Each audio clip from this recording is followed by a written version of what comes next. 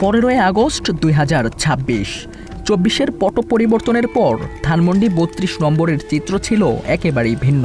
কার্যক্রম নিষিদ্ধ আওয়ামী লীগ নেতাকর্মীদের সম্ভাব্য জমায়েত ঠেকাতে সকাল থেকেই সেখানে অবস্থান নেয় ছাত্র জনতা।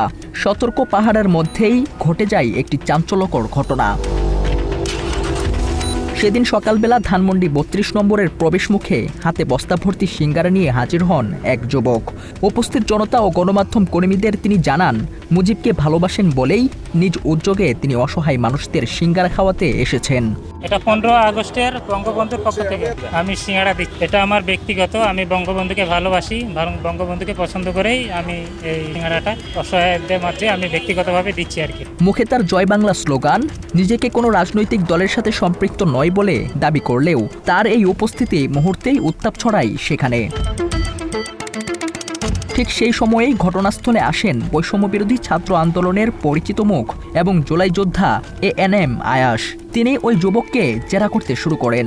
উত্তপ্ত বাক্য বিনিময়ের এক পর্যায়ে ওই যুবককে প্রতিহত করেন আয়াস।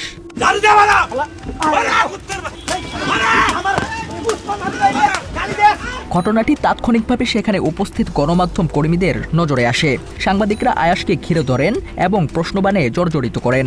কেন তিনি আইন নিজের হাতে তুলে নিচ্ছেন, কেন সাধারণ মানুষের গায়ে হাত তুলছেন।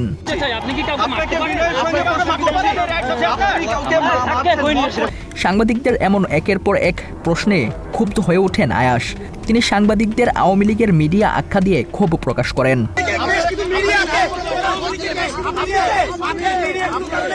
এক পর্যায়ে সাংবাদিকদের তোপের মুখে এবং ভিড়ের চাপে আয়াসকে ওই স্থান ত্যাগ করতে বাধ্য করা হয়।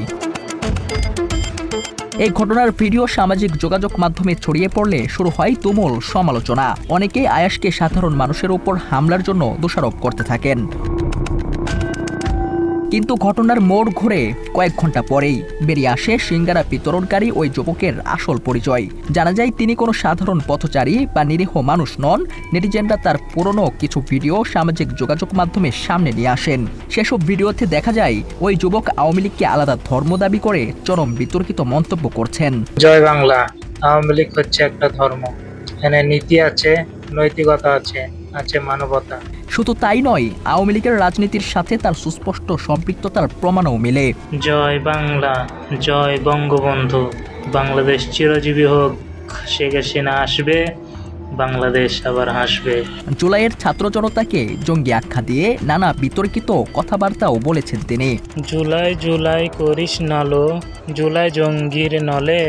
নেটিজেনরা বলছে এসবে প্রমাণ হয় উদ্দেশ্য প্রণোদিতভাবেই সেদিন এই যুবক ধানমন্ডি 32 নম্বরে গিয়েছিলেন কার্যক্রম নিষিদ্ধ আওয়ামী লীগের পক্ষে অস্থিতিশীলতা তৈরির জন্য।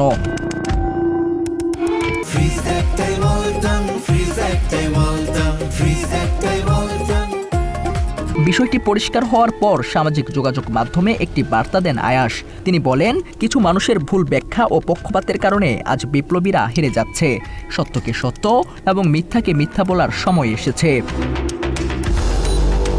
একই সাথে সেদিনের ঘটনাস্থলে গণমাধ্যমের ভূমিকা নিয়েও সোশ্যাল মিডিয়ায় ব্যাপক সমালোচনা তৈরি হয়। অনেক কথা মিডিয়ারা দেখবেন যে 10 সেকেন্ড 5 সেকেন্ড 15 সেকেন্ড করে দেয়, বাকিগুলা কিন্তু দেয় না, বাকিটা মেইনটা দেয় না। এখন এই যে মিডিয়া প্রায় দেখলাম বেশ কিছু সুশীল আমার নিয়ে চুলকানি তাদের শুরু হয়েছে, আমাদের সহযোদ্ধা হতে পারে বা বিভিন্ন, এখানে দেখলাম ওই যে ছাত্র ইমিও পোস্ট করছে আমাকে মানে আয়াস দাবি করেন, আওয়ামী লীগের মিডিয়া বাহিনী সুপরিকল্পনা করেই সেদিন সেখানে জড়ো হয়েছিল। এই যে ছবিটা, এটা হচ্ছে একজন সাংবাদিক, ঠিক আছে, কিন্তু সে হচ্ছে বেসিক্যালি এই হলো তার পরিচয়, এই হচ্ছে তার পরিচয়, ঠিক আছে। এবং সেও আমাকে তখন বলতেছিল যে ভাই আপনি একটু আলাদা আসেন, আপনার একটা বাইট নেই, আপনার সাথে একটু কথা বলবো এবং আপনাকে একটা টকশোর ব্যবস্থা করব। এছাড়াও নিজের বিরুদ্ধে চলা নানা অপপ্রচারের জবাব দিয়ে পরিস্থিতি সুস্পষ্ট করেন আয়াস।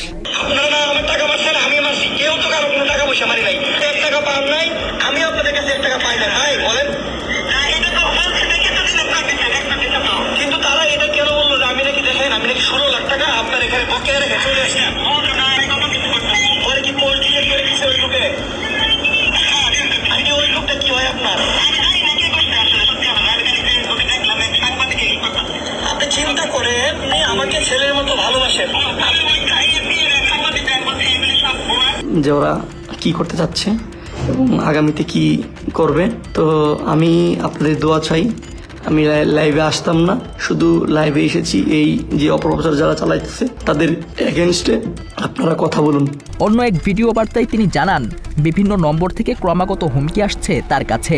এতে চরম নিরাপত্তাহীনতা ও প্রাণনাশের আশঙ্কায় রয়েছেন এই জুলাই যোদ্ধা। 1 সেকেন্ড পর পর কল আসে, হত্যার হুমকি দেওয়া হচ্ছে ফোন করে। এই দেখেন, প্রতি 1 সেকেন্ড পর পর কল আসতেছে আমার ফোনে। বিশ্লেষকরা বলছে, ধানমন্ডি 32-এর এই সিঙ্গারা বিতরণের ঘটনাটি নিছক কোনো বিচ্ছিন্ন ঘটনা নয়, বরং এর পেছনে লুকিয়ে থাকা কার্যক্রম নিষিদ্ধ দলের রাজনৈতিক উস্কানি, সোশ্যাল মিডিয়ায় আয়াসকে নেতিবাচকভাবে উপস্থাপন এবং গণমাধ্যমের ভূমিকা এই ঘটনায় জন্ম দিয়েছে নতুন বিতর্কের। বাংলা এডিশন, ঢাকা।